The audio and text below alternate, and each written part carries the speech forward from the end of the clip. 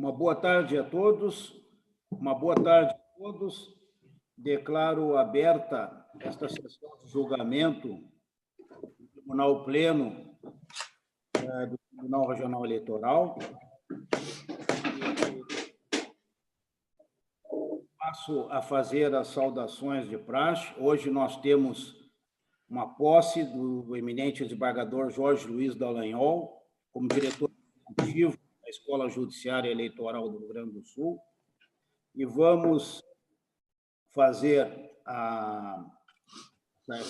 celebrar essa posse antes do exame da matéria jurisdicional. Então, minha saudação ao eminente desembargador Armínio José Abreu Lima da Rosa, saúdo o eminente desembargador eleitoral Silvio Moraes, desembargador Gerson Fischmann, desembargador Roberto Fraga, desembargador Gustavo Diefenteller, desembargador federal Thompson Flores, saúdo o senhor procurador, ilustre procurador regional eleitoral, doutor Fábio Venzon, e faço uma saudação muito especial ao eminente desembargador Jorge Dallagnol, que participa dessa solenidade de posse, e é sempre uma satisfação receber o nosso colega e amigo e o retorno ao Tribunal Regional Eleitoral.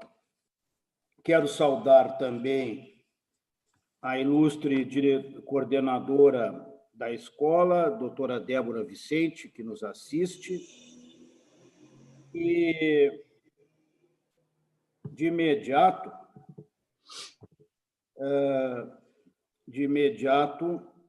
gostaria também de fazer uma breve saudação ao doutor Luciano Lozecan, fazer um agradecimento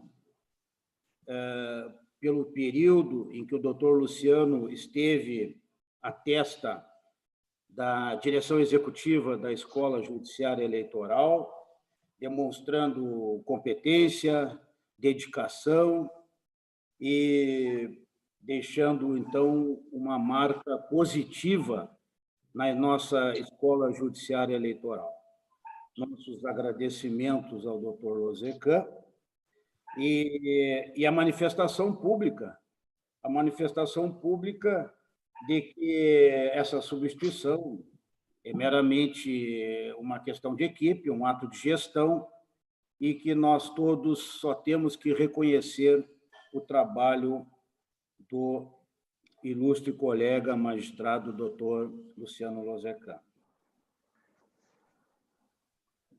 Eu rapidamente quero lembrar aos que nos assistem, a quem estou saudando, que o desembargador Jorge Luiz Dallagnol é um magistrado do nosso Tribunal de Justiça, já exerceu a vice-presidência do Tribunal de Justiça, já foi corregedor geral de Justiça, corregedor regional eleitoral, magistrado, juiz de direito em diversas comarcas, iniciou sua carreira como promotor de justiça, onde permaneceu por 2 anos no Ministério Público, assumindo depois a magistratura e exercendo a judicatura em comarcas do interior do Estado. O eminente desembargador Jorge Luiz Dallagnol presidiu esta corte e deixou neste tribunal a sua marca registrada de competência, dedicação, lealdade e recebe até hoje o carinho de todos os servidores da Justiça Eleitoral,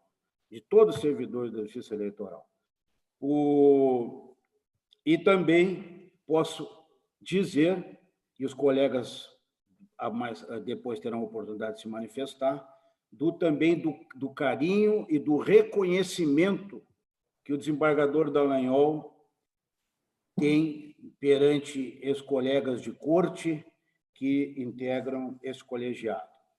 O desembargador, nosso eminente vice-presidente, corregedor, desembargador Armínio, é colega do eminente desembargador Jorge Dallagnol no órgão especial do Tribunal de Justiça e trabalharam juntos na gestão do Tribunal de Justiça.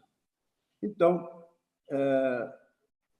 é com grande satisfação, com grande prazer e principalmente pelo reconhecimento da história do eminente desembargador Jorge Dallagnol, a quem eu tenho o privilégio de ser amigo desde criança, desde a Avenida Bordini, desde a Avenida América, em que éramos amigos de infância, uma amizade que envolvia nossas famílias e até hoje envolve nossos irmãos. Tenho também que destacar este privilégio de, além de ser colega do desembargador Jorge Dallagnol, ser seu amigo pessoal.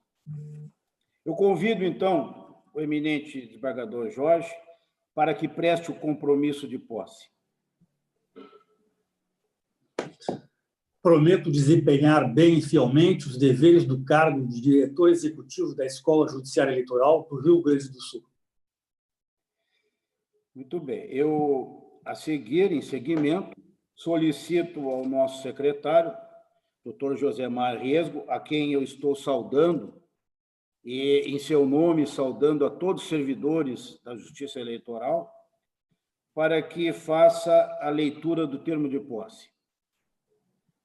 Aos 9 dias do mês de junho do ano de 2020, perante o egrégio Tribunal Regional Eleitoral do Rio Grande do Sul, reunido em sessão por meio de videoconferência, tomou posse no cargo de diretor executivo da Escola Judiciária Eleitoral do Rio Grande do Sul, para o qual foi nomeado na forma do artigo 4º, parágrafo 3º, da Resolução TRE-RS número 334, de 5 de novembro de 2019, o excelentíssimo senhor desembargador Jorge Luiz Dallagnol, prestando o respectivo compromisso, do que, para constar, foi lavrado o presente termo de posse, que, lido e achado conforme, vai assinado pelo excelentíssimo senhor presidente, desembargador José Luiz Planella Vilarinho, e pelo empossado. Muito bem. Em seguimento, eu passo a palavra ao eminente vice-presidente da Corte, desembargador Armínio José Abreu Lima da Rosa, que fará a saudação em nome do tribunal ao empossado. Senhor presidente, colega desse plenário, nosso procurador eleitoral, nosso diretor-geral, a secretária da escola, aqueles que nos ouvem, e especialmente o desembargador Jorge, a quem Vossa Excelência me deu essa tarefa fácil por um lado e difícil por outro lado. Vossa Excelência já fez um esboço da trajetória pessoal do desembargador Jorge. Eu diria que o desembargador Jorge é uma das pessoas mais completas que nós temos na nossa magistratura. Primeiro, doutrinador. O desembargador Jorge é autor de uma preciosa obra sobre pressupostos processuais, de quem tenho cobrado insistentemente uma nova edição, né? Uma revisão, uma atualização, para que tenhamos, mais uma vez, essa contribuição doutrinária do desembargador Jorge. É uma obra densa, e por isso não precisou ser extensa, né?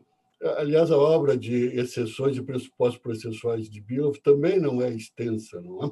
Dentro de uma tradição germânica de densidade. E se teve uma influência que tive nos meus textos foi a do saudoso desembargador Tam Jobim, que sempre me dizia que os acordes deviam ser densos. E quem conheceu, teve a oportunidade de ler os acordes do desembargador Jobim, sabe bem o que eu me refiro. Que, aliás, né? O ministro Nelson Jobim não destoou muito disto, né? Com seus votos, normalmente compostos por frases curtas. O desembargador Jorge foi professor também muitos anos. Professor de processo civil, principalmente sobre prova civil, sempre atualizado. Recordo uma vez, quando mal se começava a falar na carga dinâmica da prova, conversando com ele a respeito, o desembargador Jorge me fez referências a 3 obras, uma das quais me lembra de Peirano. Né? Nos deve também uma contribuição doutrinária a respeito da prova civil, esse tema tão pouco cuidado na nossa doutrina. Não? A obra de Amaral Santos, mas outras obras de maior valor são rarefeitas na nossa doutrina. O desembargador Jorge teria todas as condições de nos dar algo a respeito. Juiz, foi promotor, mas o seu destino era a magistratura. E um juiz admirável, reunindo aqueles requisitos que se quer de um grande juiz. A isenção, a imparcialidade, a serenidade, tudo com um belíssimo lastro cultural, não apenas na área jurídica. Antes da pandemia, e acho que continuou, o desembargador Jorge era habitual no café ali da Livraria Cultura, sempre lendo, né? Sempre enriquecendo os seus conhecimentos. É uma cultura que não se restringe à área jurídica, mas se esparrama pelos campos do conhecimento. Foi administrador, corregedor, na gestão do presidente Marco Antônio, em que fui primeiro vice. E ali convivemos muito.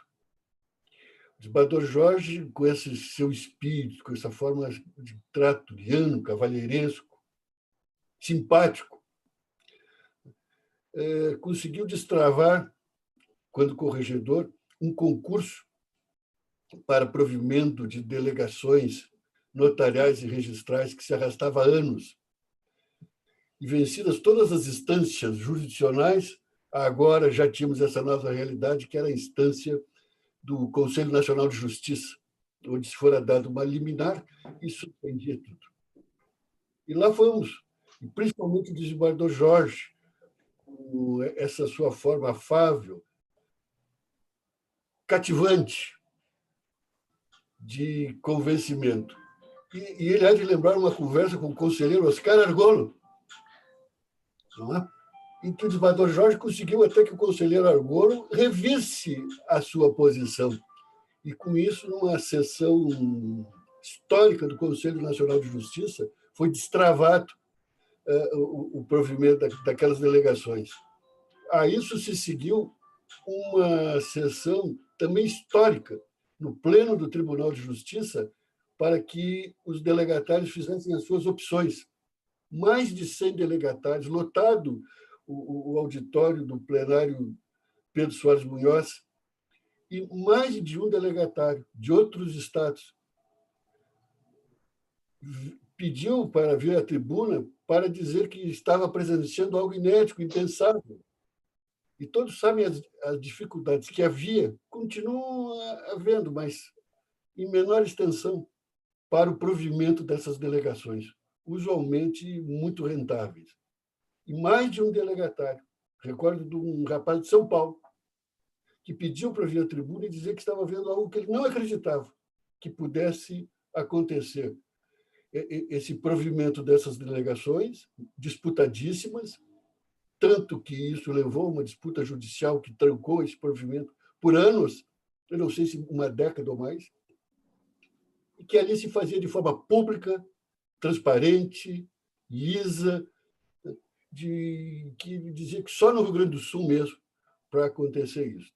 Hoje já é uma realidade que, felizmente, avançou pelo restante do país, mas foi muito difícil essa transposição, esse passo, e o desembargador Jorge foi o responsável direto para que isso ocorresse, conseguindo essa reversão daquilo que se avizinhava como uma longa porfia lá no Conselho Nacional de Justiça. Depois, na minha presidência, e, aliás, digo, nem eu nem o desembargador Jorge éramos afeitos a fazer campanhas eleitorais. Essa é uma realidade que não existia.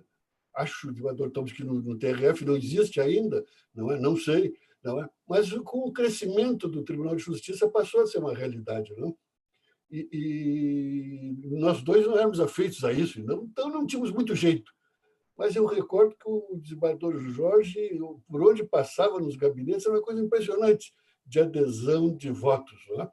Ele era um dos grandes eleitores, né? Seria o 8º grande eleitor que nós teríamos nessa história, né? Na história mundial. E a ele cabia os relatos dos pleitos administrativos mais difíceis. O desembargador Jorge também, com esse jeito dele, esse seu estilo, essa sua característica, essa sua personalidade, foi o responsável por relatar a equiparação de comarcas do interior à comarca de entrância final, como Porto Alegre. As 4 nossas maiores comarcas do interior. Quebrando um tabu, e que só o Rio Grande do Sul também tem coisas que são a ele muito peculiares. Não? Uma resistência aqui, quando em outros estados já as maiores comarcas já estavam todas equiparadas à da capital, permitindo que colegas dessas comarcas não encerrassem suas carreiras sem poder ascender ao tribunal. E tivemos muitos casos lamentáveis em que grandes juízes deixaram de vir ao tribunal porque terminaram se radicando nessas comarcas do interior. E tocou o desembargador Jorge essa tarefa de convencimento, né, que felizmente surtiu pleno êxito. O desembargador Jorge também, e aqui os colegas conhecem mais do que eu, foi vice-presidente e presidente do TRE, com uma notável passagem nessa corte, a que felizmente retorna. E é daquelas coisas. Assim como nenhum de nós, em fevereiro, imaginaria estar passando por algo como este, essa pandemia que nos leva a esse tipo de sessão virtual, também eu não imaginava na minha vida me reencontrar com o desembargador Jorge aqui no TRE. Mas é um imprevisto, não é, desembargador Jorge?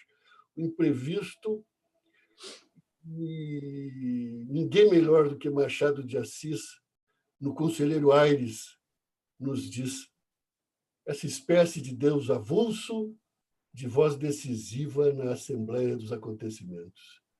Ele sempre aparece, né? Os homens traçam e o destino muda as coisas, né?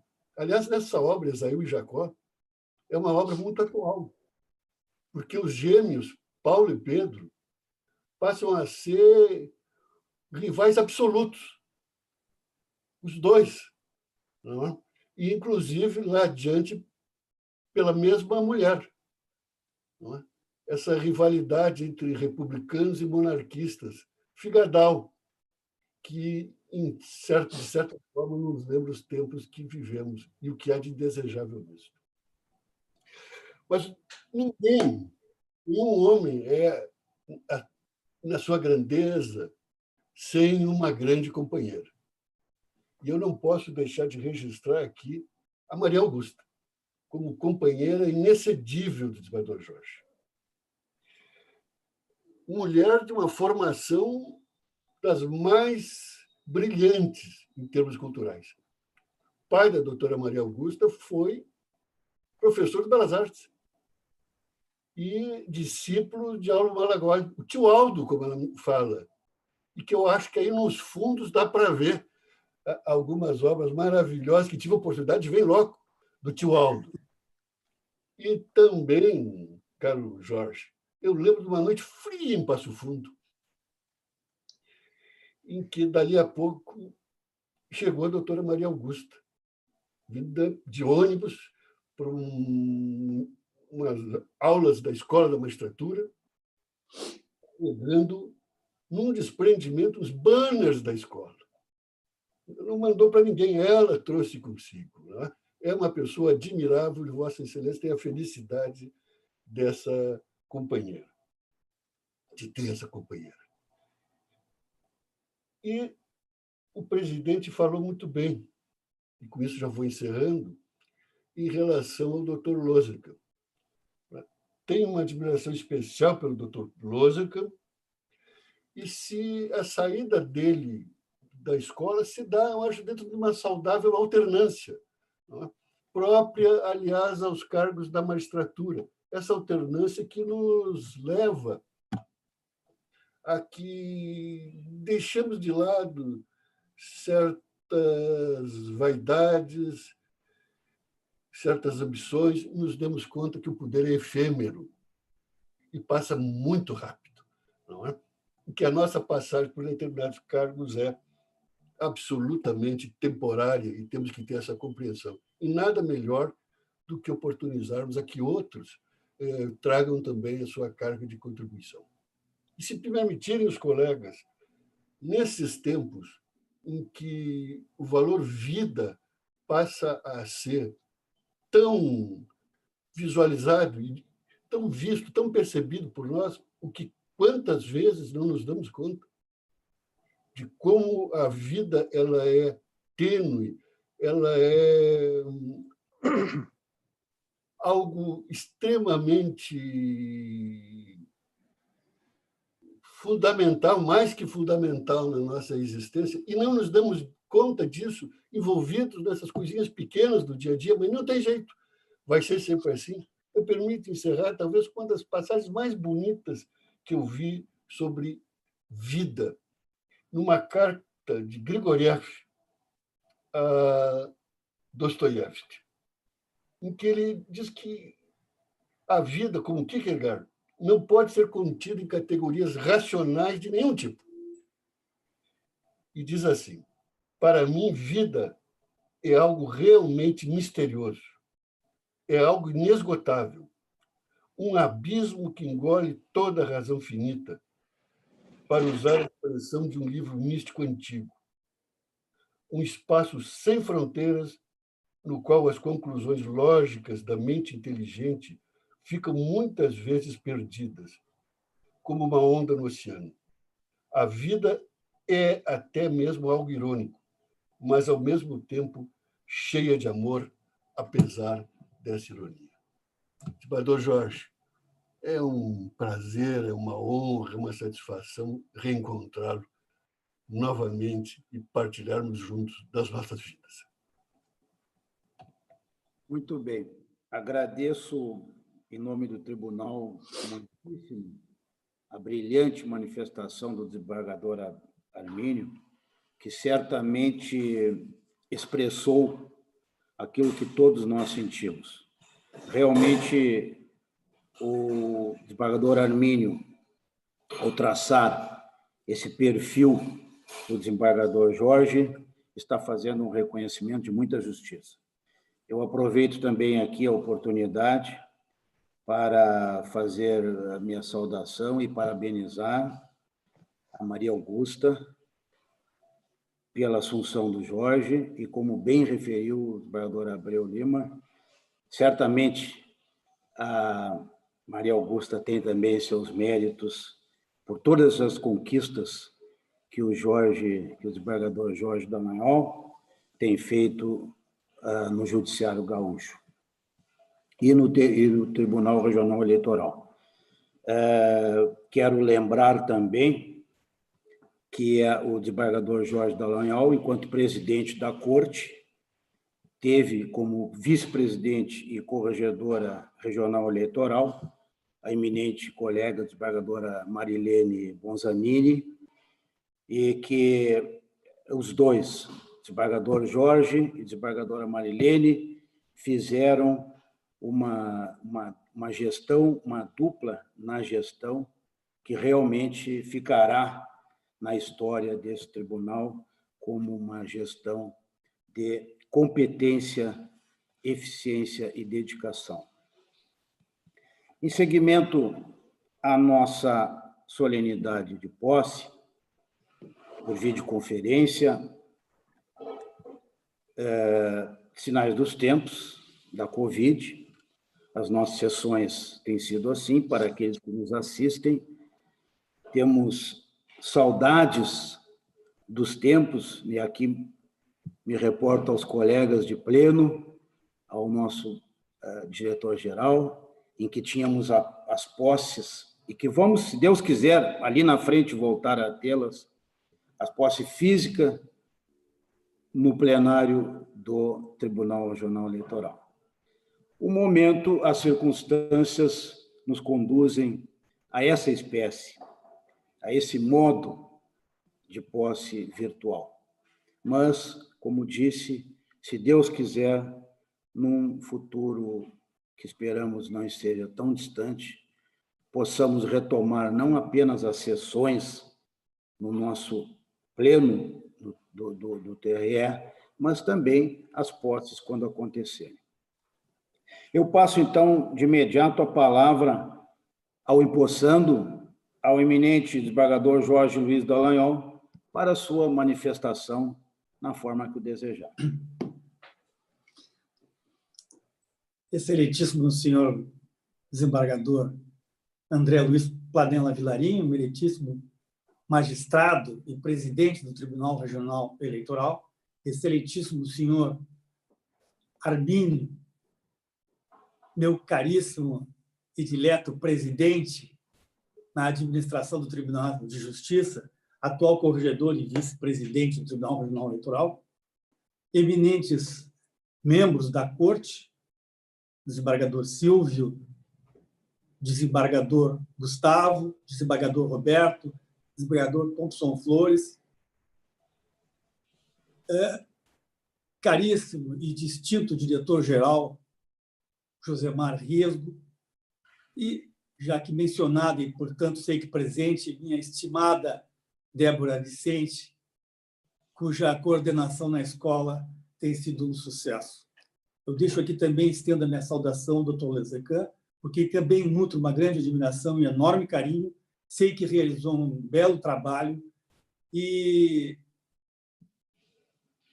se eu substituo, são por ingerências outras que não técnicas, sabidamente, mas, sobretudo, tenho certeza pela amizade que o desembargador Vilarinho, o desembargador Arminio têm para com a minha pessoa e que fazem com que contem comigo neste ano em que administram juntos o Tribunal Regional Eleitoral e que espero que seja efetivamente uma administração conjunta, porque isso é salutar e é enormemente importante para a segurança, para a tranquilidade da gestão administrativa do Tribunal Regional Eleitoral. E, a falar nisso, eu não posso deixar de mencionar a quem eu mando uma saudação respeitosa e amigável, a minha estimada colega Marilene Bonzanin, com quem dividi a responsabilidade como gestor do Tribunal Regional Eleitoral. Esse é um momento que eu estou assim, extremamente feliz, muito feliz. Feliz porque reencontro amigos queridíssimos na administração e entre os servidores. Feliz porque retorno a um tribunal onde eu fui muito feliz no gerir a coisa pública. Feliz do ponto de vista pessoal. E também porque tenho a oportunidade de realizar algum trabalho que me parece muito importante em termos de gestão de escolas judiciárias, que, a pedido do desembargador Vilarinho, com o aval do desembargador Arminio, implica no tirar a escola da Idade Média, como todas as escolas de um modo geral, mas em particular as judiciárias, tirar a escola da era analógica para a era digital. E, para tanto, tenho certeza, conto com a colaboração dos inestimáveis serviços dos colegas da Escola Judiciária Eleitoral. Mas também é um momento de muita apreensão, ou, para ficar no linguajar dos internautas, de multifeeling, que esse assombro, que essa alegria de retornar a um local onde pude realizar um trabalho importante que me fez feliz, soma-se a apreensão, o receio de não corresponder às expectativas daquilo que exige o nosso Tribunal Regional Eleitoral. Porque eu reingresso a esta corte, em termos de administração escolar, no ano que se comemora 75 anos da reinstalação do Serviço Judiciário Eleitoral no país e no Rio Grande do Sul. O nosso presidente manifestou-se brilhantemente por todos os meios de comunicação a respeito. E isso me faz pensar da importância da minha missão em poder atualizar, em poder prestar um serviço à altura das exigências dos servidores do Tribunal Regional Eleitoral, dos servidores da Justiça Eleitoral, de um modo geral. Eu, uma certa feita, disse que gostaria muito de me sentir numa data, foi na data de posse do governador e deputados do Estado, eu disse que me sentiria muito feliz em, pelo menos naquele dia, me sentir um servidor federal, servidor da Justiça Eleitoral gaúcha. Tamanho era o respeito e a admiração que eu tinha pela operosidade daqueles servidores. E eu recordo que, na ocasião, o Vital, o Alexandre e o Herbert me disseram: cita-se um servidor eleitoral hoje. E eu fiquei muito feliz. Pois bem, senhores secretários desta belíssima estrutura que é o Tribunal Regional, hoje, mais do que nunca, e nesse ano, até encerrar-se a gestão do desembargador Vilarinho, eu serei um ferrenho, um incansável, um batalhador, servidor da Justiça Eleitoral, em especial da Escola Judiciária Eleitoral, sempre visando dar de mim o melhor, sempre visando dar à escola a visibilidade e o reconhecimento que merece a Escola Judiciária por ser um órgão dentro de um dos tribunais mais reconhecidos no país, que é o Tribunal Regional Eleitoral do Rio Grande do Sul. Fico ainda contido pela emoção, porque receber o carinho de Vossa Excelência, do desembargador Armínio, não tem preço. Mas ser saudado pelo desembargador Armínio é um momento muito ímpar na minha vida, porque o desembargador Armínio foi quem me ensinou não só o trato da coisa pública, entrei e saí com ele na administração do Tribunal de Justiça, mas também com ele vivi momentos maravilhosos, como aquele lembrado de Passo Fundo, que sempre recordamos aqui, Armínio, com muita saudade, em que trocávamos conversas das mais variadas, porque também o desembargador Armínio, além de um juiz culto e trabalhador, é um homem de uma cultura vastíssima, que se espalha por todos os ramos do saber humano. Conversa agradável, amigo gentilíssimo, administrador ímpar. Agradeço sempre a oportunidade que tive de trabalhar com ele, de aprender com ele e de receber dele missões importantíssimas, sinal de que ele confiava em mim, e isso muito me agradou na época, de mudar a estrutura geográfica do nosso tribunal e da magistratura gaúcha, quando tive a missão de levar ao plenário as reformas tão importantes que ele realizou na magistratura do Rio Grande do Sul. É um motivo de grande alegria estar aqui. Eu não quero roubar o tempo, sei que os senhores têm sessão agora. Gostaria muito de estar presente e poder abraçá-los. Mas, se é verdade, como diz um sociólogo espanhol, o Michel Avilan, de que não existe rede, e nós, seres humanos, nós somos as redes, então eu gostaria muito de transmitir virtualmente todos os meus IPv4, todas as minhas energias cibernéticas, como um abraço virtual, caloroso e extremamente agradecido por poder reintegrar-me às fileiras do Tribunal Regional Eleitoral. Desembargador Vilarinho, desembargador Armínio, Josemar, em nome de quem me refiro a todos os servidores do Tribunal Regional Eleitoral, Débora, em nome de quem me refiro a todos os integrantes da Escola Judiciária Eleitoral. Eu estou muito feliz, mas muito feliz mesmo. Muito obrigado por me permitirem participar deste momento tão feliz da minha vida. E, por último, não menos importante, quero deixar uma saudação também ao referir o nome de todos os desembargadores e ia me passando, mas eu faço isso de propósito, para vocês pensarem que eu estou mais velho e já cansado. Desembargador Gerson, amigo de tantas caminhadas, meu colega no corpo docente da PUC, no mestrado, em especialização, um amigo por quem tenho um grande carinho. É muito bom estar de volta. Um grande abraço para todos vocês. Muito obrigado. Muito bem. Presidente, Pois não. é que eu falei quase tudo do desembargador Jorge, mas eu esqueci o essencial do desembargador Jorge. Ele é gremista, presidente. Sem dúvida. Presidente, me permite? Sem dúvida. Me permite uma inconfidência? Claro. Retornando de Brasília, uma certa ocasião, o desembargador Hermínio e eu, depois de reuniões estafantes naquela cidade, o Grêmio tinha um jogo importante da Libertadores, antes de chegar à final com o Boca. E eu disse, Hermínio, preocupado que eu estava, será que vamos vencer? Ele disse, vamos ganhar sim, não te preocupa. E realmente ganhamos e fomos à final. E eu perguntei para ele, Hermínio, ainda bem que tu disseste que nós íamos ganhar, eu fiquei tranquilo. Como é que sabia? E ele disse para mim, não, eu não sabia. Mas é que se eu dissesse para ti que estava com medo também de não ganhar, tu ia ficar chorando a viagem inteira e ligava o avião cair. Lembra, Hermínio? E tivemos um episódio muito parecido, também com o Boca. Nós tínhamos uma audiência com o ministro Pertence. Isso mesmo. Na véspera do jogo do Grêmio, o Boca. Aquele lamentável 3-0.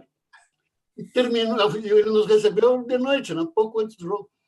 E nós dizemos, ministro, nós sabemos que o senhor é atleticano, mas o senhor vai torcer para a gente contra os castelhanos, né? E ele disse, eu vou dizer para vocês aquilo que o ministro Eloy da Rocha dizia sobre o Grêmio. Contra o Grêmio, onde o Grêmio estiver. É verdade. Coisa dele, né? Ministro. Que espetáculo, né? Como diz o nosso colega e amigo Miguel. É verdade. Mas, colegas, antes de dar continuidade à nossa solenidade de posse virtual, quero apenas fazer uma brevíssima correção na fala do eminente desembargador Jorge Dallagnol, que sua modéstia que certamente lhe moveu a fazer essa manifestação. Evidentemente, e os colegas aqui, todos seus colegas de jurisdição eleitoral, eu e o Hermínio, colegas da jurisdição no Tribunal de Justiça, e todos que o conhecemos, todos me conhecem, a comunidade rio-grandense reconhece as suas qualidades. Vossa Excelência não está retornando ao TRE como diretor executivo da nossa Escola Judiciária Eleitoral por vínculos de amizade, como foi referido. Absolutamente. Com certeza, Vossa Excelência está retornando aqui por suas qualidades pessoais como magistrado, por sua cultura, por toda a sua competência que Vossa Excelência manifestou nessa corte e que foi muito bem sintetizado pelo eminente desembargador Abreu Lima, porque o desembargador Hermínio também, por uma pessoa extremamente inteligente, que todos nós sabemos, consegue sintetizar bem as suas qualidades. Então, o motivo do seu retorno é um motivo de gestão, em que pese, não obstante o trabalho reconhecido e muito bem feito pelo colega Lozecan, Vossa Excelência está renovando, voltando ao tribunal para, junto com todos nós, junto com os nossos servidores da Escola Judiciária, os servidores do eleitoral, junto com a doutora Débora, doutora Renata, enfim, todos aqueles que fazem a Escola Judiciária Eleitoral um orgulho para o Tribunal Eleitoral e para o Rio Grande do Sul, Vossa Excelência está retornando para acrescer, e acrescerá, o perfil de Vossa Excelência muito bem definido pelo colega desembargador Armínio, vice-presidente da Corte, diz tudo. Colegas, então, já nos encaminhando para o término dessa unidade, eu consulto aos meus eminentes pares da Corte e fica aberta a palavra àqueles que quiserem fazer uma breve saudação ao nosso empossante. Desembargador Silvio. Desembargador Gustavo. Desembargador Silvio, com a palavra. Tá, isso. Eminente presidente, desembargador Velarinho, eminente vice-presidente, desembargador Armínio, que magistralmente nos representou na fala ao desembargador Dallagnol. Não obstante, e demais integrantes da Corte, meu caro procurador, Josemar, cujo nome saúda a todos os funcionários do tribunal, não obstante as referências feitas pelo nosso presidente, e embora toda esta maravilhosa capacidade e que orna, e as qualidades que ornam realmente a personalidade do desembargador Dallagnol, eu preciso registrar com a voz do coração que é uma imensa alegria voltar a conviver com Vossa Excelência. Vossa Excelência, realmente, como bem disse o nosso presidente desembargador Velarinho, exerceu uma competentíssima gestão tanto na vice-presidência quanto na presidência do nosso TRE, e tive eu o privilégio e a honra de estar compondo a Corte nesse período. Então, eu quero dizer que Vossa Excelência, com essa maneira cativante de ser, com essa alegria, veja bem, que a todos cativa, hoje colhe exatamente aquilo que plantou.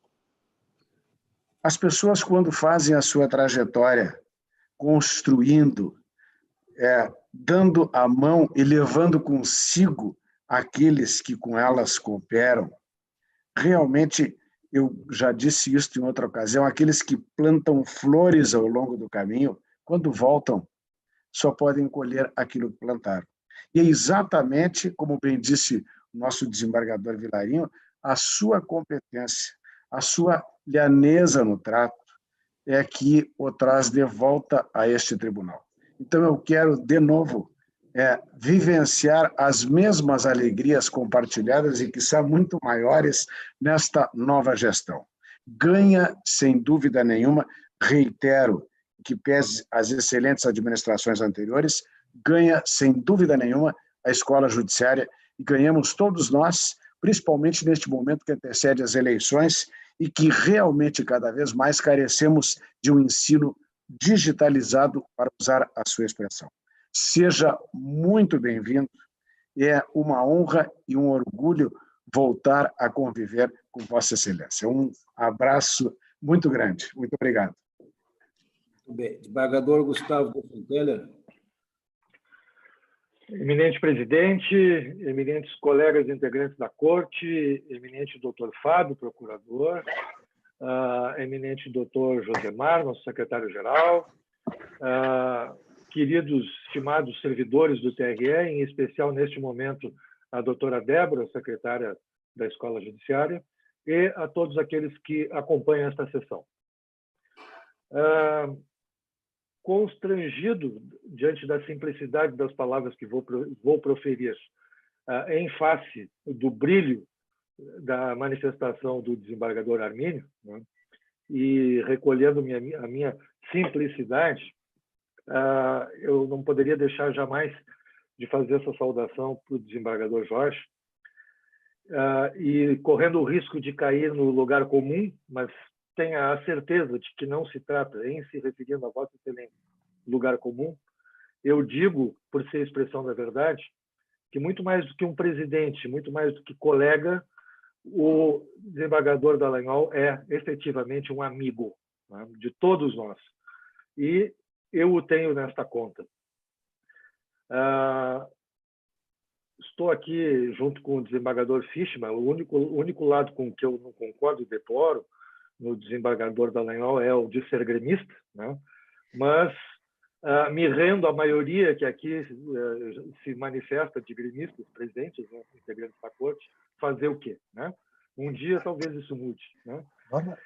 Eu sempre digo para o pessoal, vem para o Inter, vem ser feliz, né? Mas, enfim, isso é outra história, né? Mas nada disso, essa diferença clubística, obviamente, que não embaça nem de longe, né, a nossa fraterna amizade, o nosso fraterno convívio, muito antes pelo contrário. Né? Somos orgulhosos das nossas conquistas de ambos os clubes. Mas, enfim, vamos pular rapidamente essa parte. O destino já me colocou prazerosamente frente a frente com o desembargador Dallagnol algumas vezes. Talvez nem ele se recorde de que, nos idos de 2006, quando ele era corregedor-geral de Justiça e o desembargador Marco Antônio era o presidente do tribunal, nós juntos fizemos uma viagem a São Paulo para participarmos todos de um Fórum Nacional de Juizados Especiais. Não sei se o desembargador Dallagnol se lembra disso, acredito que sim, né? E, a partir dali, eu fui honrado, eu tive uma missão confiada pelo desembargador Jorge de capitanear aqui no Rio Grande do Sul as 2 primeiras edições do Movimento Nacional pela Conciliação, recém-instituído pela ministra Ellen Grace, que era presidente do STF, presidente do CNJ. Foi uma honra, foi um crédito de confiança que o desembargador Dallagnol me deu, e eu procurei, naquela época, corresponder a essa confiança, a essa amizade dele, né?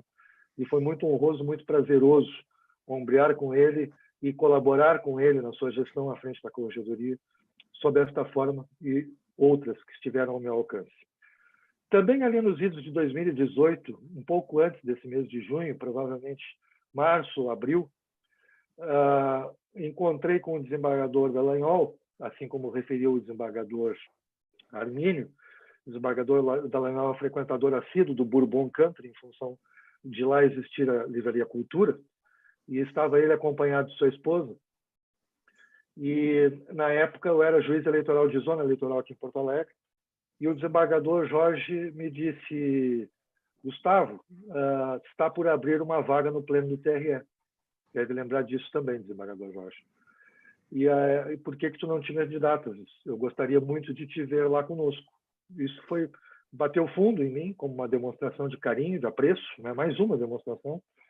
E aí eu disse para o desembargador Jorge: não, desembargador Jorge, eu tenho o mandato na zona eleitoral até o fim de junho, e lá irei permanecer, né? Porque gosto do trabalho e, enfim, ficarei por lá. E ele insistiu comigo: bem, depois que terminares o teu mandato na zona eleitoral, não deixa de te candidatar à medida que as vagas forem surgindo no Tribunal Pleno. Isso, para mim, calou fundo. Depois eu tive o prazer, a alegria de ser empossado 2 vezes pelo desembargador Dallagnol na condição de presidente desta corte. Uma vez, em janeiro do ano passado, como substituto na classe dos juízes, e logo em seguida, no início de abril, como juiz efetivo. Então, fui empossado por ele 2 vezes, tive o prazer de receber a saudação de boas-vindas dele 2 vezes. E saiba, desembargador Dallagnol, e aqui absolutamente estarei longe de qualquer exercício de retórica e vou ser absolutamente fiel à realidade dos fatos. A saída de Vossa Excelência da presidência do tribunal foi seguida logo nos primeiros momentos, desde os primeiros momentos, com um desejo muito forte de todos nós que integrávamos a corte e do corpo funcional do TRE. Eu tenho certeza que o Josemar lembra disso, tenho certeza que o Gerson Fischmann lembra disso. Nós queríamos muito que, de algum modo, o desembargador Dallagnol voltasse a trabalhar junto conosco em alguma função administrativa, como agora.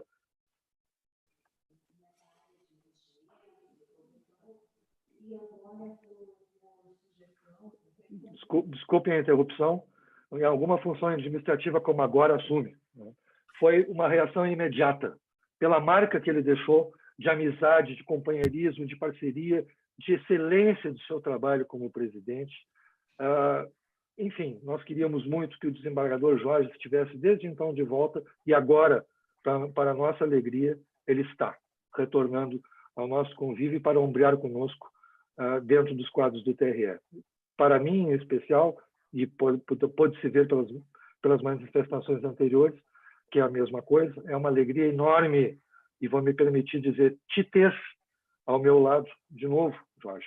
Nunca estivemos distantes, nunca estivemos separados, porque nutro por ti esse sentimento sincero de amizade. Mas agora teremos oportunidade de conviver mais de perto novamente. E para encerrar, não posso deixar também de me manifestar em relação a Maria Augusta, que é, dentro da minha área, eu sou um apaixonado pelos juizados especiais, assim como ela. Aprendi muito com ela, ela tem uma dedicação enorme ao sistema dos juizados especiais no Rio Grande do Sul, e eu sou muito grato a tudo o que ela tem feito, continua fazendo pelos juizados especiais e pelo que eu aprendi com ela. Então, transmite a ela, se ela não está ouvindo, transmite a ela, por favor, o meu carinhoso beijo, o meu carinhoso abraço de agradecimento e de reconhecimento por tudo que ela fez por nós na Justiça do Rio Grande do Sul, em particular do sistema dos juizados. Desculpe por me alongar, mas eu não podia deixar de pontuar cada uma dessas coisas. Muito obrigado. Muito bem.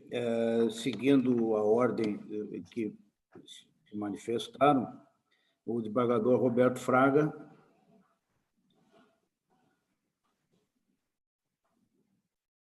Senhor presidente, em seu nome eu saúdo toda a corte, que eu estendo ao nosso procurador regional eleitoral, que eu estendo aos servidores, ao nosso diretor-geral, aos servidores da escola, que certamente assistem a essa sessão virtual. A minha saudação especial ao desembargador Dallagnol. Tive a honra de chegar nessa casa e ser empossado por vossa presidência. E cá encontrei uma presidência competente e descontraída. Necessariamente nessa ordem, extrema competência e um ambiente de descontração, que tem para mim Vossa Excelência implantou nessa casa, nessa corte. Hoje vejo que nós trabalhamos aqui nessa Casa de Justiça Eleitoral de forma fraternal, com amizade, com comprometimento, com respeito aos colegas, mesmo na divergência, a qual tenho, que é muito salutar e muito importante numa coletividade, conseguimos sim trabalhar com total harmonia. E repito, tem para mim que Vossa Excelência implantou isso nessa casa. E hoje, Vossa Excelência volta. Hoje, o nosso amigo Daniel volta a essa corte. E se assim o faz, é só por um motivo. Não encontro eu um motivo profissional, pessoal, para o seu retorno, a não ser, sim, a sua vontade de voltar para cá. Só isso que lhe faz voltar para cá. O senhor não precisava disso, pessoal ou profissionalmente, mas a sua vontade, a sua saudade o traz de volta. Acho que Vossa Excelência volta nos trilhos da saudade. Como diria lá o Vinícius de Moraes, volta-se porque se tem saudades, porque se foi fiel e feliz nessa casa. E é isso que Vossa Excelência diz a essa corte. Eu estava com saudades, eu fui feliz aqui e quero voltar. E essa corte, essa casa, de braços abertos, me recebe, com a certeza da sua competência, do seu trato pessoal, fácil, amável, e essa casa, essa corte também está feliz e com saudades no seu retorno. Seja bem-vindo, caro amigo Dallagnol. Obrigado, presidente. Muito bem. Próximo inscrito, desembargador Thompson Flores. Senhor presidente, eu reitero todos os cumprimentos já feitos pelos demais colegas. Serei breve, tendo em vista, nós poderíamos falar muito mais, mas tendo em vista que nós temos sessão, e pouco teríamos a acrescentar à brilhante oratória do nosso estimadíssimo desembargador Arminio, que inclusive a concluiu o grande Dostoiévski, que é um autor da qual todos nós admiramos. E raramente é citado hoje, desembargador. Parabéns. Desembargador Dallagnol, seja muito bem-vindo. Vossa Excelência, nós chegamos a conviver ainda aqui brevemente, quando eu tive o privilégio de presidir o TRF da 4ª Região, e Vossa Excelência presidia o nosso TRE. E Vossa Excelência retorna num ano muito especial, como Vossa Excelência mesmo assinalou, os 75 anos do retorno da Justiça Eleitoral. Eu sempre recordo uma frase do grande juiz Oliver Holmes, da Suprema Corte Americana, que é onde ele disse que não se pode compreender o direito sem conhecer-se primeiramente a história de suas instituições. É exatamente o que o Brasil, pouco a pouco, está começando a compreender, que nós temos que valorizar a história do Poder Judiciário. Seja muito bem-vindo, será para nós enriquecedor ter as luzes de sua inteligência, de sua cultura e de sua experiência tão bem retratadas em nome da Corte pelo desembargador Arminio com invulgar brilho. Seja muito bem-vindo, desembargador. É um prazer reencontrá-lo. Muito obrigado, presidente. Muito bem. Desembargador Gerson Fischmann. Senhor presidente, e também vou reiterar aqui, pela brevidade e necessidade do tempo, saudação a todos os demais colegas, aos servidores, ao Ministério Público Eleitoral. E vou quebrar um pouco, senhor presidente, a normal liturgia, porque o desembargador Jorge Dallagnol, a quem eu tenho o privilégio de me considerar, e sei que também ele fez essa menção há pouco, um dos grandes e fiéis amigos de uma vida longa. Não em sua vizinhança, senhor presidente, mas lá dos balneários do tempo de Capão da Canoa, desembargador. E este convívio eu fico muito à vontade de relembrar, porque sempre acompanhei a carreira do desembargador Jorge na advocacia e nas minhas várias já longas idas ao tribunal, de uma carreira exemplar. E foi ele um dos maiores responsáveis, senhor presidente, meu querido amigo Jorge Dallagnol, por eu estar hoje compondo esta corte. Um grande incentivador, até eu diria audacioso, por me dar esta oportunidade, e é uma gratidão que eu tenho em relação a ele, e ele sabe disso, não só por isso, mas pela postura extremamente humana do nosso convívio, com a nossa querida Maria Augusta, com as filhas, netos, e uma carreira brilhante do desembargador Jorge, e que nos deixa a todos, e tenho a certeza, desembargador Jorge, que posso falar, porque há muitos anos também milito e transito no âmbito da OAB, da advocacia, de se há uma unanimidade, são poucas, a seu nome circula desta forma como figura de excelência. Então, eu fico muito feliz com esse seu retorno, em excelente hora, também saudando, claro, a gestão do ilustre Losecan, nosso querido amigo, que compôs o pleno na sua presidência. E nós tivemos realmente embates, e teremos, e o tribunal fica muito sólido, senhor presidente, demais colegas, com esse conforto de ter na direção do tribunal, também um elogio a Débora, a pessoa do desembargador Jorge Dallagnol. Isso nos traz a tranquilidade que, por maior que sejam os desafios, e não foram poucos naquela última eleição, desembargador, que nós ficávamos lá em plantão no plenário, enfrentando poucas e boas, e estamos, então, muito tranquilos, todos nós, o desembargador Silvio também acompanhou de perto, e também a quem eu sempre publicamente faço questão de agradecer os incentivos para a minha história aqui nesta passagem por esta corte, que somos todos passageiros. E quero dizer assim que é uma satisfação imensa, que o destino me permitiu ainda estar aqui para poder lhe desejar essas boas-vindas. E finalizando, eu apenas também quero elogiar os discursos anteriores, e sei que estou apenas fazendo repetições, mas como eu costumo dizer, todos os corações têm os seus batimentos, mas não quer dizer que não devam ser escutados. Então, embora os corações já tenham falado antes, eu estou aqui dando voz ao meu. O desembargador Arminio, não por acaso, deixou para o final, esqueceu esta virtude das questões clubísticas que nós aqui do Rio Grande bem sabemos. Mas o desembargador Arminio, assim como Vossa Excelência, o desembargador Jorge, o nosso presidente, todos os demais, como magistrados de um Estado inteiro, como seres humanos preocupados com todas as pessoas, e estavam ainda, certamente, o desembargador um pouco contaminado com a recente reprise daquele título que a todos nós orgulha no Rio Grande, do Esporte Clube Internacional. Então, eu só faço esse pequeno, me permito, desembargador Arminio, nesse clima de informalidade, que é como o doutor Jorge sempre nos coloca. Jorge Dallagnol é uma pessoa que nos deixa sempre à vontade em qualquer lugar. Então, meu querido amigo, obrigado por ter aceito, obrigado por estar junto conosco, teremos excelentes jornadas e é uma imensa satisfação, seja muito bem-vindo a essa casa. Muito obrigado, senhor presidente. Muito obrigado.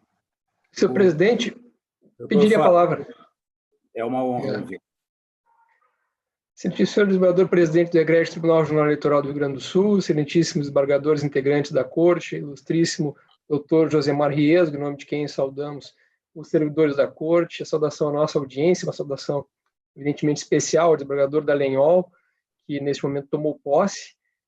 Gostaria de me associar às manifestações de congratulações que me antecederam, dizer da nossa satisfação de reencontrar o desembargador Dallagnol, com quem tivemos a oportunidade de conviver quando esteve recentemente à frente da presidência do TRRS.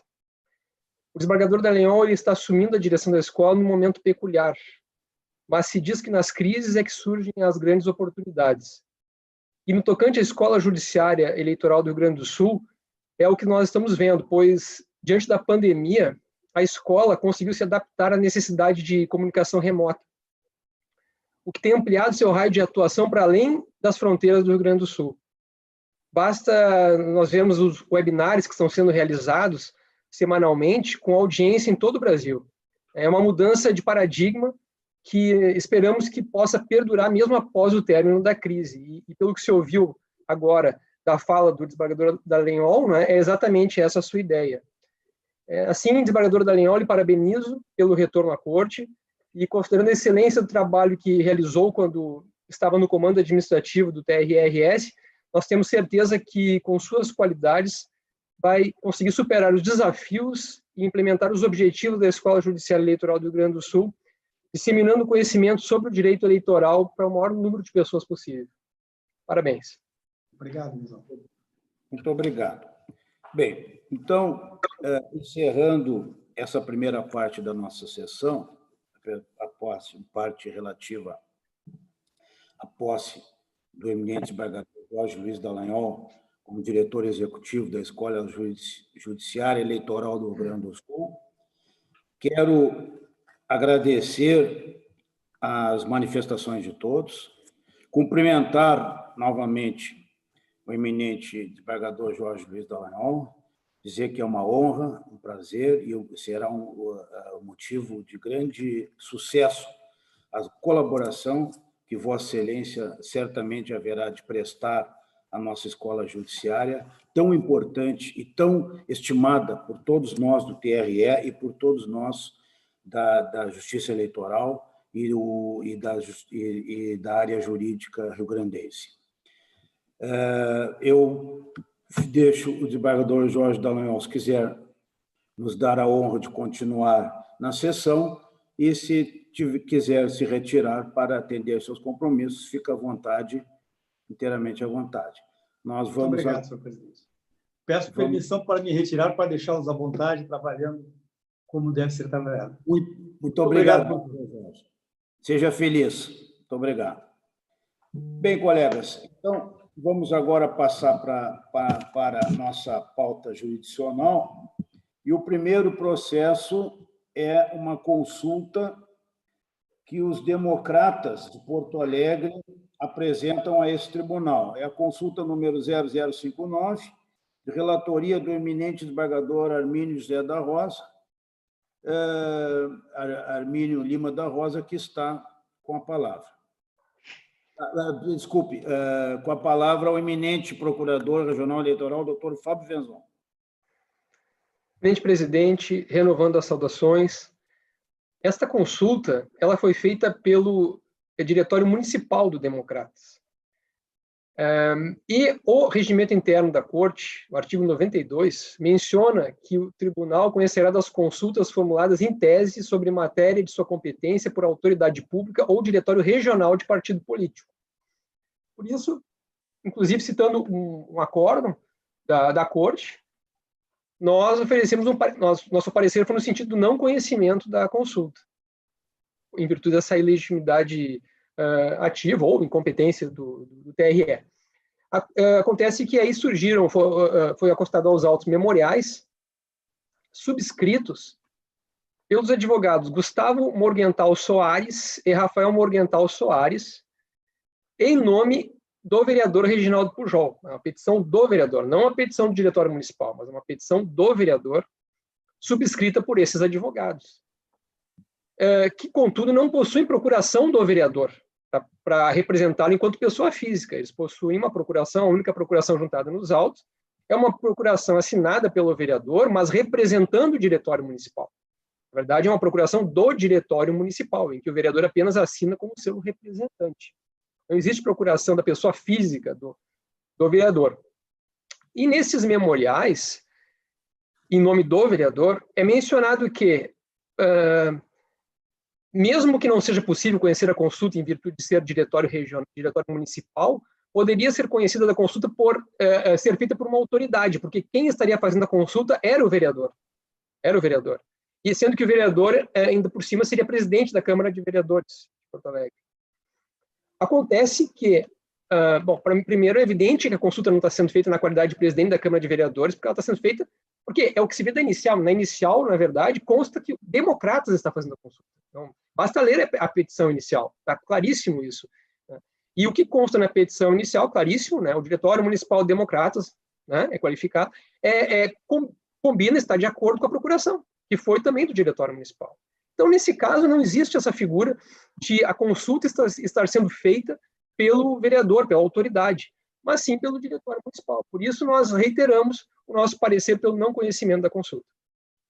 Muito bem. Com a palavra, o eminente relator. E ao voto, senhor presidente, exatamente como na esteira do parecer ministerial, a competência aqui para conhecer de consultas é de diretório regional ou autoridade pública. A consulta não foi feita por autoridade pública. Né?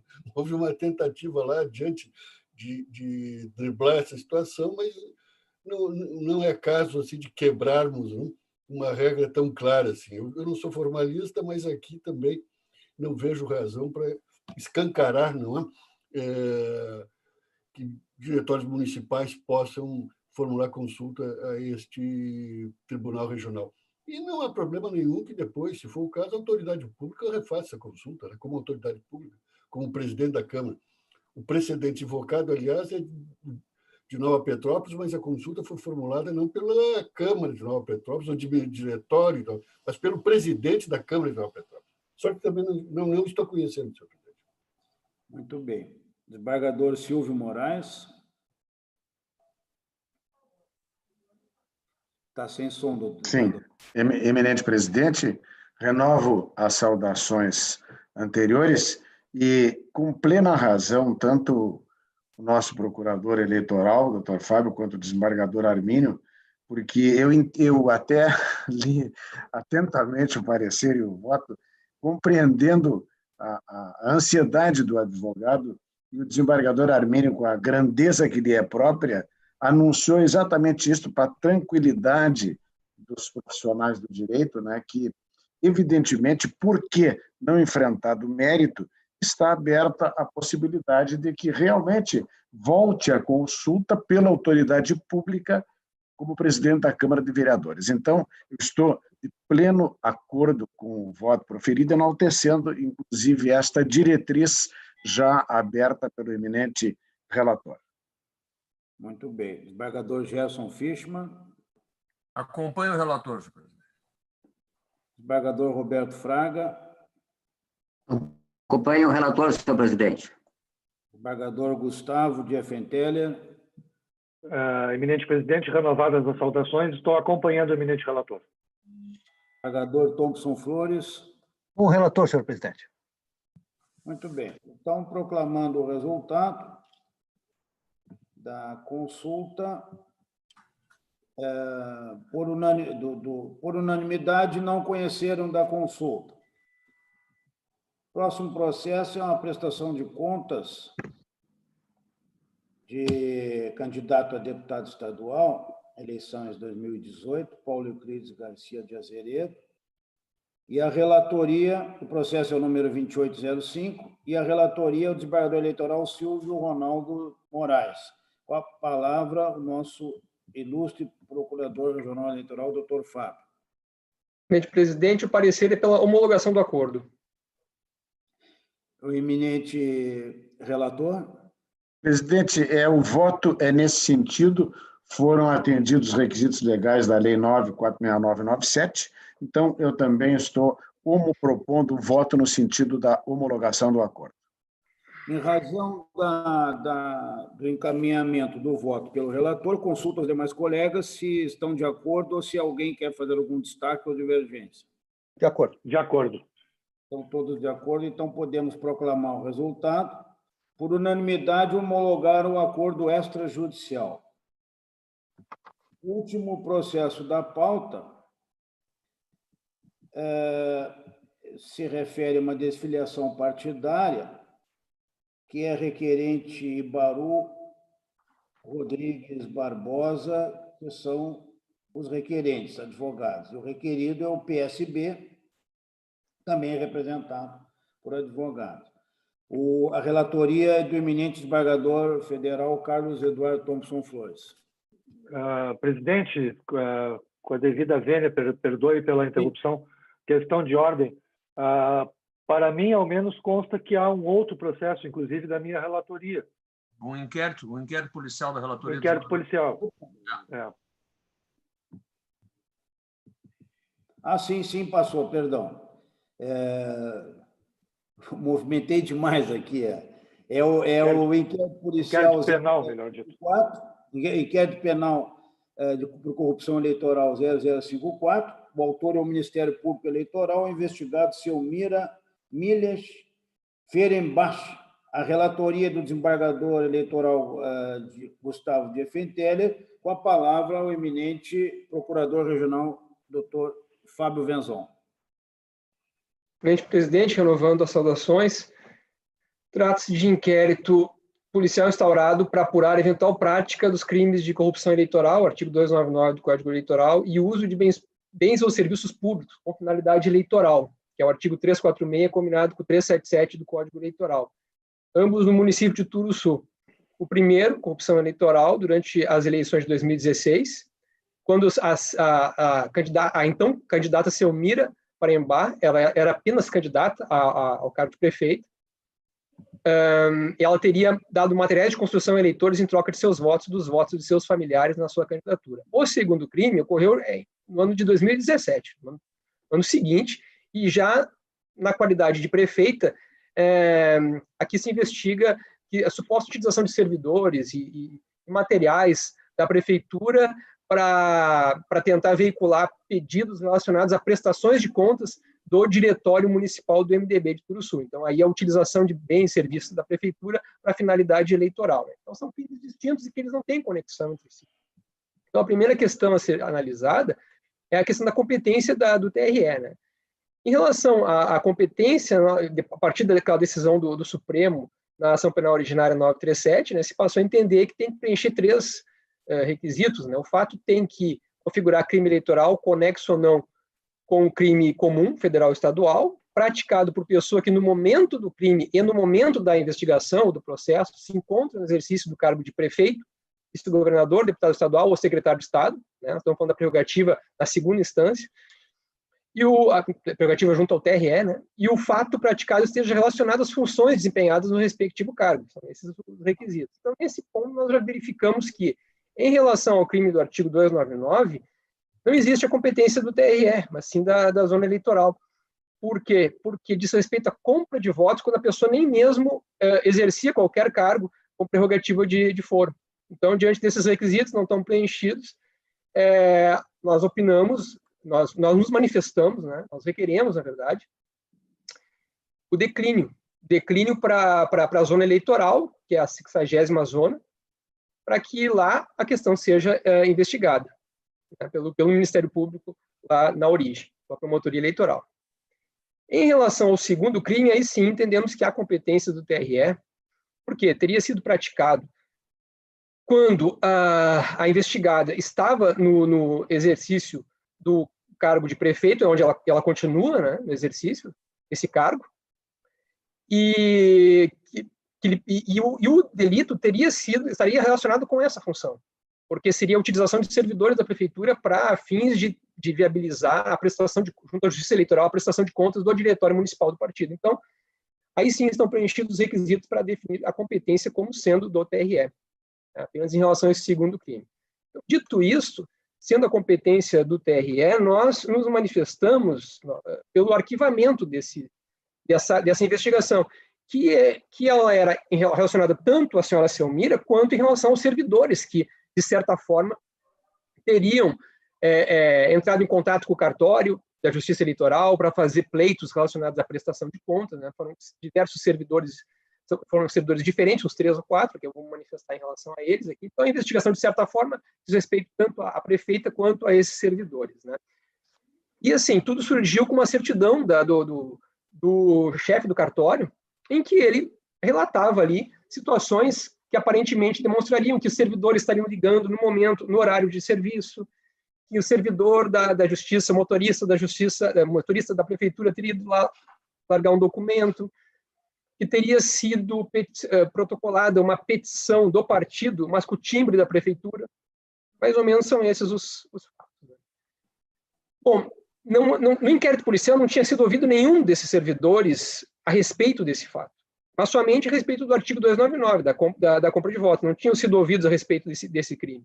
Então, o que nós fizemos? Quando o inquérito estava aqui na Procuradoria Regional Eleitoral, nós verificamos que haveria a possibilidade de uma improbidade administrativa, de uma investigação por improbidade. E talvez nessa investigação por improbidade tivessem sido ouvidos esse pessoal. E efetivamente foi o que aconteceu. Nós entramos em contato com a promotoria, vimos que realmente tinham sido ouvidos, pedimos os depoimentos deles, e esse fato, no âmbito da improbidade, foi arquivado. E agora, então, com base nesses depoimentos, em cotejo com a certidão, nós temos a certidão do chefe do cartório, né, trazendo um indício, e temos esses depoimentos. E temos também outro aspecto a ser considerado, que era o prazo prescricional, porque para esse crime, a pena máxima é 6 meses, prescreve em 3. E os fatos são de 2017. Né? Então, já está prestes. Algum fato talvez até seja prescrito, mas, assim, prescreve praticamente todos eles agora, salvo engano, em julho. Então, tudo isso foi considerado para nós requerermos o arquivamento. Então, especificamente em relação aos fatos, né? Daniela Beatriz Ronck, chefe de gabinete da prefeita, ela admitiu ter entrado em contato com o cartório da 60ª Zona Eleitoral para coletar informações sobre a prestação de contas partidária do MDB de Turuçu, ano base 2016. Contudo, referiu que muito provavelmente o fez do seu telefone celular pessoal, não sabendo se estava naquele momento em horário de trabalho. Além disso, negou ter dito que mandaria alguém entregar documento no dia seguinte, assim como negou ter indicado um número telefônico da Prefeitura de Turuçu para eventual contato sobre o processo de prestação de contas. As declarações de Daniela não excluem a hipótese de que estivesse em horário de trabalho no momento do contato telefônico. É necessário ponderar, todavia, que uma única ligação telefônica de poucos minutos não tem o condão de provocar ofensa minimamente relevante ao bem jurídico tutelado pelo artigo 346, combinado com o artigo 377 do Código Eleitoral. Circunstância que acaba por excluir a tipicidade objetiva do fato envolvendo a referida servidora. Se houve, foi uma única ligação, talvez do seu celular pessoal. Então, assim, isso tudo, para movimentar as vésperas de uma prescrição, não nos pareceu que era o caso. Considerando o que eu vou falar daqui para frente também. Se tivessem outros fatos, tudo bem, você poderia pensar, né? Mas em relação a servidores, seria apenas isso. Isola Regina Nebel esclareceu que estava em licença nas 2 datas em que compareceu ao cartório da 60ª Zona Eleitoral. A concessão da licença restou comprovada pelos documentos encaminhados pela Prefeitura de Turuçu para a instrução do inquérito que apurava improbidade, conforme pontuado na promoção de arquivamento daquele inquérito. A ausência da alimentar do tipo serviço, pelo fato de que ela não estava em serviço, né, exclui a tipicidade do crime. Rui Fernando, conhecido como Fernandinho, motorista concursado da Secretaria de Saúde, diz que quando leva pacientes de Turuçu a Pelotas para consultas e exames, costuma utilizar o tempo de espera para entregar documentos da Prefeitura de Turuçu a outros órgãos públicos. Depende do depoimento de Rui Fernando que o mesmo afirma ter algumas vezes deixado documentos da Prefeitura na Justiça Eleitoral. Ocorre que o documento entregue por Rui Fernando no cartório eleitoral no dia 19 de junho de 2017 não era da Prefeitura de Turuçu, e sim do MDB Turuçu. Porém, da certidão do cartório eleitoral, bem como do depoimento do motorista, não fica claro que o mesmo tinha ciência de que o documento que estava protocolando na Justiça Eleitoral não era proveniente da Prefeitura, mas do Diretório Municipal do MDB.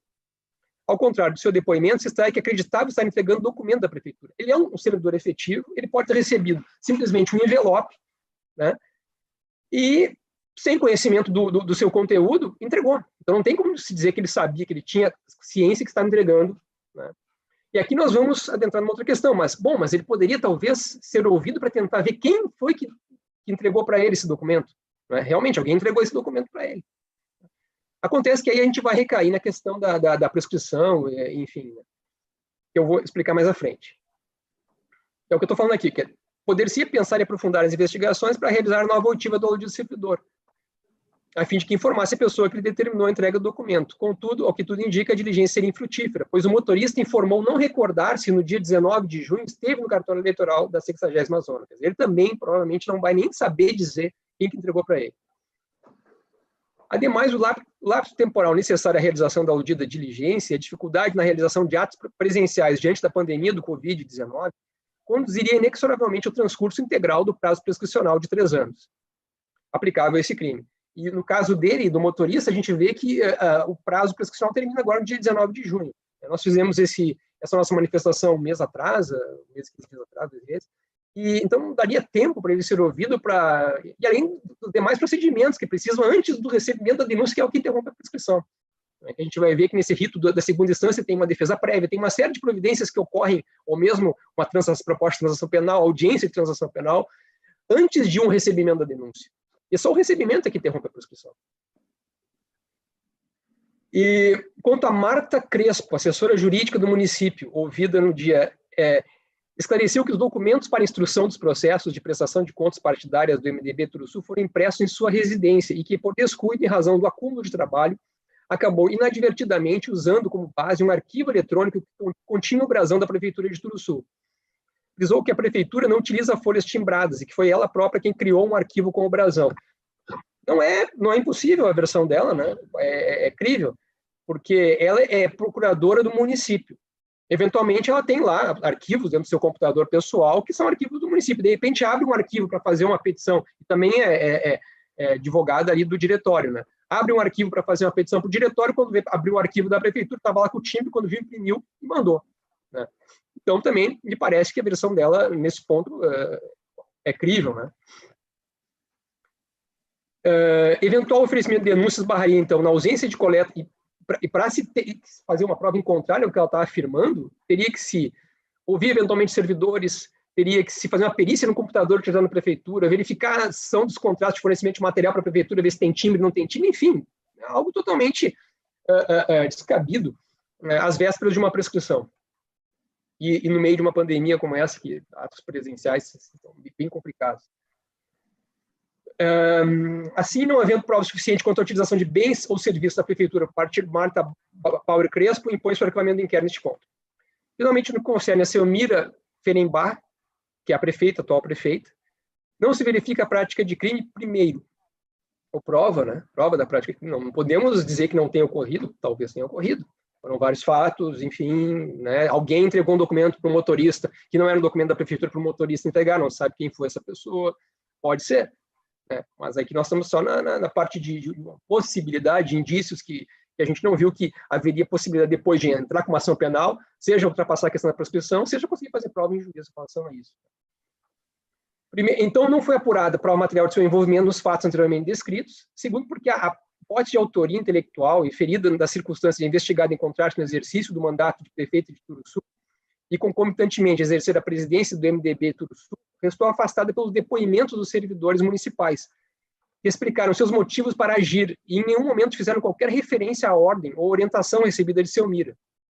Ouvido no inquérito civil, a investigada afirmou desconhecer os fatos. Salientar, então, que eventuais diligências complementares para tentar melhor investigar a autoria da prefeita Selmira esbarrariam no curto espaço de tempo que se tem até a prescrição em abstrato de todos os crimes. Mesmo que as diligências fossem cumpridas antes da extinção da pretensão punitiva estatal e trouxessem elementos para comprovar de quem partiu a ordem para a entrega dos documentos, os atos processuais prévios, que incluiriam a notificação do autor do crime para eventual audiência de transação penal, a pena do crime que comporta, o defesa prévia no prazo de 15 dias, previsto no artigo 4º da Lei 8.038/90, ultrapassaria o termo prescricional. Não se trata de invocar prescrição em perspectiva, vedada pela Súmula 438 do STJ, mas de analisar os fatos à luz do princípio da eficiência e do interesse processual. Muitas vezes a questão da prescrição em perspectiva, que é vedada, ela tem que ser analisada muitas vezes sobre a questão do próprio interesse de agir. Interesse de agir, de movimentar o Ministério Público, a Justiça, sabendo que ao final você não vai conseguir a condenação. E com certeza ao final você não vai ter a condenação. Então, isso pode ser analisado no sentido das condições da ação, efetivamente, né? Então, Então, mas de analisar os fatos à luz do princípio da eficiência do interesse processual para concluir pela inocuidade da realização de diligências complementares e, concomitantemente, pela insuficiência de elementos para o oferecimento de transação penal ou denúncia, circunstâncias que, somadas, impõem o arquivamento do fato em relação ao seu mira farembate diante da inexistência de prova da autoria. Por tudo mencionar, que os fatos também foram arquivados sob a perspectiva da improbidade administrativa, promoção de arquivamento homologada pelo Conselho Superior do Ministério Público Estadual. Parecer, então, como já mencionado, pelo declínio da competência à 60ª Zona Eleitoral para apurar o crime de corrupção eleitoral, reconhecimento da competência da Corte para o crime relacionado à utilização de serviços e bens públicos das finalidades eleitorais e arquivamento deste outro crime. É isso. Com a palavra, eminente relator. Com a palavra, eminente relator. Eminente presidente, renovo mais uma vez as saudações. A par de já haver sido previamente disponibilizado a todos os eminentes colegas o meu voto, tenho que a manifestação do eminente procurador regional eleitoral exaustivamente esgota toda a apreciação do feito, e o meu voto vai exatamente na linha proposta pelo eminente procurador regional eleitoral, razão pela qual eu me limito a ler os 2 curtos parágrafos da parte dispositiva do meu voto. Ante o exposto, acolho a promoção ministerial e voto para 1. Fixar a competência originária desta Corte exclusivamente quanto à notícia de uso de bens e ou serviços públicos com finalidade eleitoral, artigo 346 combinado com o artigo 377, ambos do Código Eleitoral, e ato contínuo, determinar o arquivamento do expediente. 2. Determinar a remessa dos autos à digníssima promotoria eleitoral atuante perante a 60ª Zona Eleitoral, dominus litis competente, para que proceda conforme entender de direito no relativo à investigação dos fatos hipoteticamente capitulados no artigo 299 do Código Eleitoral. É como voto, senhor presidente. Muito bem. Desembargador Thompson Flores. Com o relator, senhor presidente. Desembargador Armínio. Está sem microfone, mas está acompanhando. Muito bem. Desembargador Silvio Moraes. De acordo com o relator, presidente. Desembargador Gerson. Com o relator, senhor presidente. Desembargador Fraga. Senhor presidente, a capital, a cidade da pimenta, né? Bem, acompanha o eminente relator.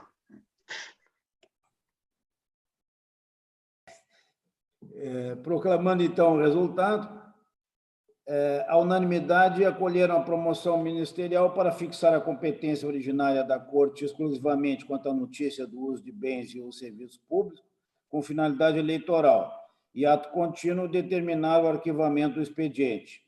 E, B, determinar a remessa dos autos à promotoria eleitoral atuante perante a 60ª Zona Eleitoral para que proceda conforme entender de direito a investigação dos fatos hipoteticamente capitulados no artigo 299 do Código Eleitoral.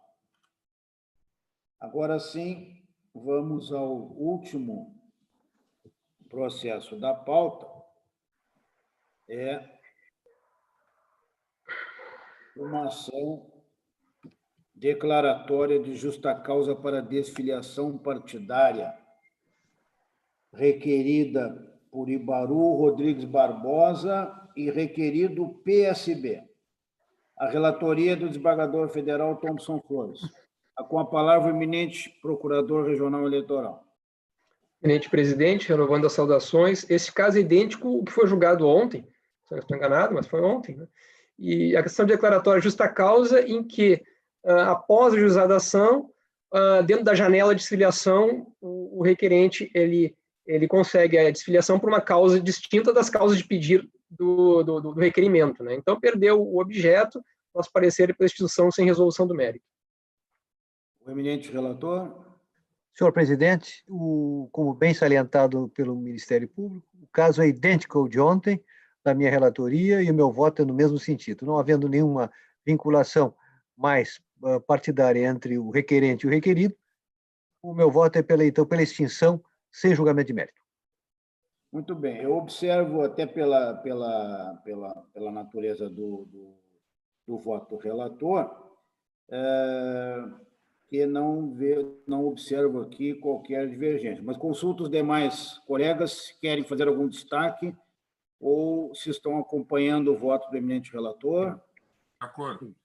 Então, proclamando o De acordo, senhor presidente. por unanimidade, extinguiram o feito sem resolução de mérito, com base no 456 do Código de Processo Civil. A próxima sessão, colegas, será dia 15 de junho, às 14 horas. E agradeço... Presidente? Pois não. Principalmente o desembargador Thompson, que gostou ao longo do culto. Quando começou a pandemia, eu me preparei de leitura para a pandemia. E uma é essa biografia do Dostoiévski, uma obra maravilhosa, desembargador Thompson. Eu tenho. Então tá. Então tem. São 1000 páginas, né? Eu já cheguei nas 600. É um tratado sobre Dostoiévski. Muito bem. A Corte se honra com a cultura dos seus integrantes. É uma satisfação a todos. Então, colegas, agradeço a participação de todos e nos encontraremos na próxima sessão, se Deus quiser, 15 de junho, às 14 horas. Uma boa tarde a todos. Boa tarde. Boa semana a todos. Até mais. Boa tarde, colegas. Boa tarde, colegas.